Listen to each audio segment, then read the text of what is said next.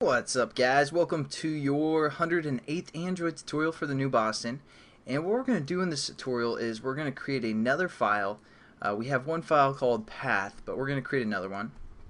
And this will be actually from our edit text, so more specific way that they're going to save it. So we're just going to create another file, and we're going to call this one file name, something like that, or actual file, something like that. And we're just going to say null to begin with. And then, what was our edit text called? Save file. So now we're just going to, within our actual save button, we're going to set this file up equal to basically our edit text. So we're going to create a string to kind of convert our edit text into a string. So we're going to say string F, I don't know, and we're going to get our edit text, which I just looked at and forgot already, called save file dot get text dot toString. Again, kind of just a quick review. And now what we're going to do is we're going to have that file basically equal our path that we set up, and then on top of that, because the path is kind of the folder it's going to be, within that folder we're going to reference basically our edit text as the specific file itself. So a few tutorials ago we set up a few paths, which you can kind of think about as the different folders. So like the music folder, the picture folder, and the downloads folder. So we need our file to kind of reference which folder it is and then which specific path it is. So what we're going to do here is basically say our file and say equal to new file, and we're familiar with just a string reference of some sort, something like that, but we want to also refer to our path. So there's another file constructor that we can use that takes two parameters.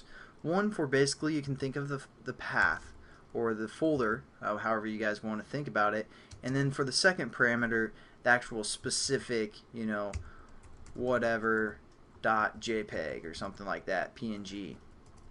So since we're using our our F here for actual edit text, we're just going to say F here. So that's going to create a file for us in, again, our path location with the specific file name from our edit text. Pretty simple for the most part. And now what we want to do is, again, we're going to kind of check to make sure we can read and write everything. And we've done that up here a few tutorials ago with the state. We get the state and all that good stuff. So what we're going to do is we're actually just going to say create a new method called check state, something like that, and it's going to say, hey, I don't know what that is, create method, and then we're just going to copy all this stuff here, or cut it I should say, and then paste it within that check state method that we just created, which is right here. So Control V, that's going to check everything, update both our edit text or our text views and also our Boolean values. So now what we can do within our save file again is make sure everything's can read and write. So we could either do that or we can just use our method that we just created. So we're just going to say check state, and that's going to update everything for us. And then we're just going to say if we can W, which is can read, equals can write, or I'm sorry, can write can equals can read equals true, we can read and write, right? And within here is where we're actually going to kind of do everything. So before we use file input streams and file output streams, but this time, since we actually have a file set up, we're just going to use InputStream and OutputStream. So what we're going to do is create an InputStream, InputStream called is equals, and we're just going to get a picture. We're going to save a picture no matter what file path we're using, whether it be the music, whatever. We're going to save a picture to that file. So if you guys download the application and use this activity, you might want to check your folders and see if there's actually a picture in there. So we're going to do get resources, which is going to refer to our resource folder, and then we're going to say open raw resources. I think we've done this before, and then just start whatever we want to save. So r.drawable dot let's say green ball. So that's our input stream, what we're going to save. Now we also need to create an output stream,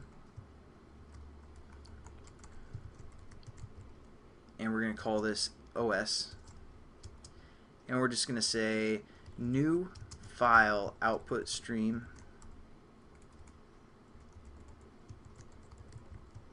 and we're going to refer to our file that we set up right here. So we're going to say file.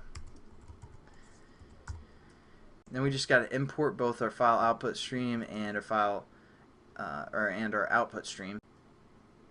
And again, we're going to have to surround this with a try and catch.